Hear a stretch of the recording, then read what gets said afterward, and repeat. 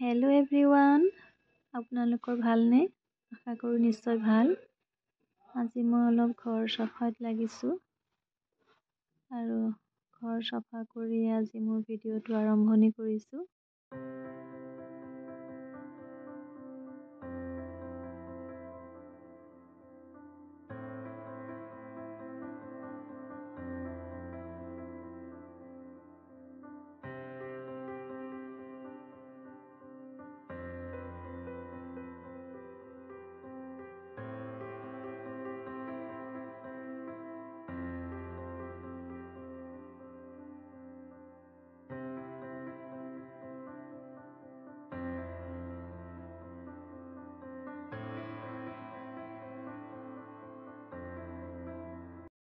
চাওকচোন, মই ল'ৰাক ৰ'দত বহাই থৈছোঁ। কিয় জানেনে?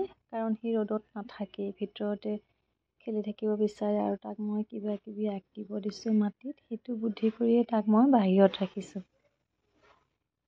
আপোনালোকে বাৰু তেনেকৈ কৰেনে? ল'ৰা ছোৱালীক ৰ'দত ৰাখিব পাৰেনে বাৰু?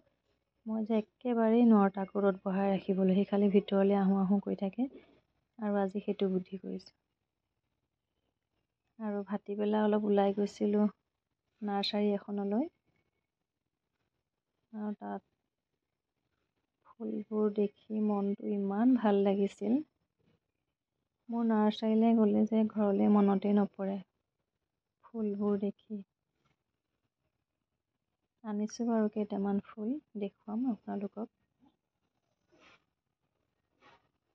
চাওক কিমান মনোমোহা হৈ থাকে এই সময়ত নাৰ্চাৰীবিলাক, ছিজন ফুলবোৰ বিশেষকৈ।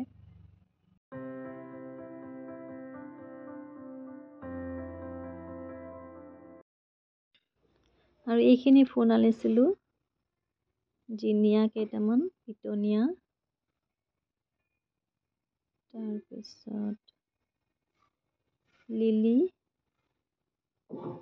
বৰ বেছি অনা নাই কাৰণ আমাৰ থ'বলৈ জেগা নাই, ঘৰৰ কাম চলি আছে। আৰু তাৰ পৰা ফুলখিনি অনাৰ পিছত অকণমান বাগৰ দিলে ল'ৰাই, শুৱাই থ'লোঁ। আৰু ইফালে মই আপোনালোকক দেখুৱাইছিলোঁৱে মই কাপোৰ এযোৰ কৰিম বুলি গুজৰাটী ডিজাইন কৰিম আৰু সেয়া কৰাত লাগি আছোঁ। ফুলখিনি আঁকি ল'লোঁ আৰু লাহে ধীৰে এতিয়া কৰিবলৈ আৰম্ভ কৰিছোঁ। হালধীয়া ক্ৰছেট গুলিৰে কৰিছোঁ।